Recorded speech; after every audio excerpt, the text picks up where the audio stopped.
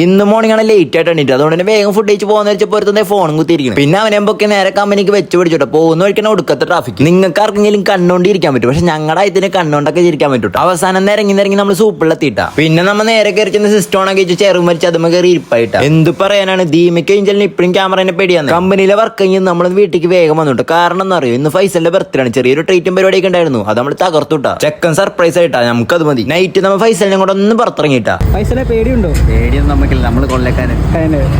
ഇതല്ല ഇതിന്റെ അപ്പുറം ചാടി കിട്ടി. ബർത്ത്ഡേ പോയിട്ട് ഒരു ആഗ്രഹമായിരുന്നു VR എക്സ്പീരിയൻസ് ചെയ്യണമെന്നു. ചെക്കന്റെ ആഗ്രഹം നമ്മൾ സാധിപ്പിച്ചു കൊടുത്തിട്ടാ. ചെക്കൻ ഹാപ്പി ആട്ടാ. ഫൈസലെ എക്സ്പീരിയൻസ് എങ്ങനെ ഉണ്ടായി?